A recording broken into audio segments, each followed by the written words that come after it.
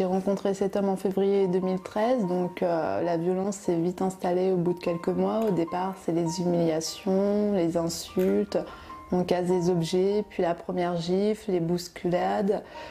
Ouais, c'est une escalade de violence, hein. Ça va crescendo, sachant que depuis septembre 2017, ma vie était un enfer, un enfer.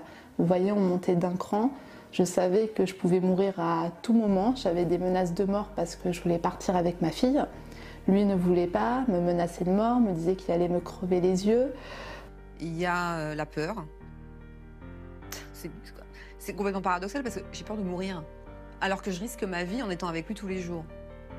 En fait, c'est l'inconnu qui fait peur. C'est-à-dire que quand on quitte ce type de personne, on ne sait pas ce qui nous attend. Alors que quand on est dans la relation, quelque part, on sait, on connaît le mécanisme. Moi, je savais en fonction de comment il était assis sur le canapé, de comment même il était incliné. Je passais aux toilettes, je verrais le verrou du haut fermé de la porte d'entrée, je disais « Ah, ce soir, j'en prends une ». Et on sait, on vit avec cette angoisse permanente en se disant « Bon, allez, ce soir, ça va se passer comment ? Ah, bah tiens, ça se passe bien ». Et puis c'est comme ça pendant 2 soirs, 3 soirs, 1 mois, 2 mois. Et puis d'un coup, bam, ça repart. Donc il y a c'est le chaud-froid tout le temps. Et c'est pas forcément un acte d'une extrême violence, ça peut être une gifle. Mais on se dit, bon, c'est qu'une gifle. Par rapport à ce qu'il m'a fait, ça va. Je m'en sors pas si mal. Parce qu'il y a même des choses qu'on ne sait pas traduire avec des mots. Parce que la violence conjugale, c'est avant tout un processus d'emprise, d'enfermement psychologique. On vous déprogramme, on vous reprogramme autrement. Et vous êtes une victime, vous êtes sous emprise d'un bourreau. Et ça, il n'y a même pas de mots, je crois que j'ai même pas tous les mots pour expliquer comment le cerveau peut être sous emprise. J'ai cherché à savoir comment on tombe sous l'emprise, comment on accepte la violence conjugale, parce que les gens nous le reprochent beaucoup. Pourquoi vous restez? Est-ce que vous aimez les coups? Est-ce que vous êtes maso? Est-ce que vous aimez vous faire violenter? Est-ce que finalement, si vous ne revenez pas à chaque fois dans votre foyer, c'est que vous n'aimez pas ça, la violence? Alors je me suis posé la question. Au début, je leur en voulais. Après, je me suis dit non, il ne faut pas en vouloir aux gens. Il faut chercher pourquoi ils disent ça, toujours. Donc j'ai fait des recherches. Pourquoi on est victime?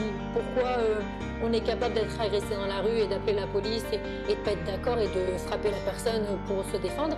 Et au foyer, pourquoi on n'est pas d'accord de frapper son mari?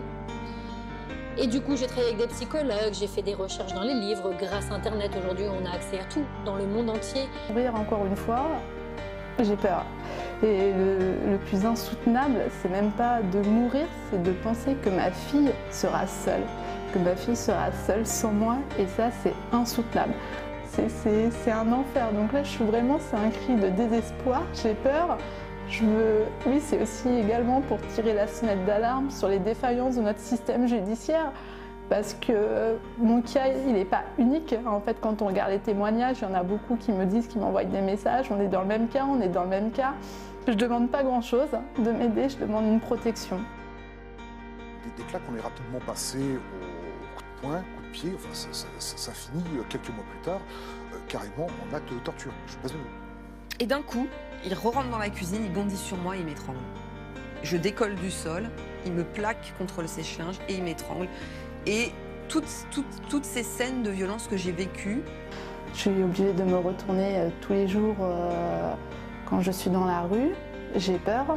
C'est comme les gens qui ont vécu des morts imminentes. Je les vois de l'extérieur.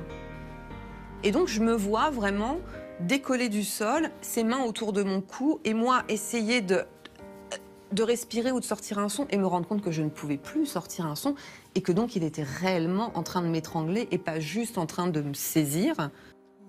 Quand vous vous retrouvez avec un couteau de boucherie avec une lame de plus de 20 cm de long plaqué sur la carotide, là, on ne rigole plus. Je voyais clairement ma vie défiler en un claquement de doigts. Et ce n'est pas usurpé, c'est une réalité. Cet homme a essayé de me tuer. Si les voisins n'étaient pas intervenus, j'étais morte cette nuit-là. Au moment où il m'a étranglée, il m'a dit « de toute manière, je vais te tuer, tu vas enfin la fermer ta putain de gueule et tu vas arrêter de me pourrir la vie ».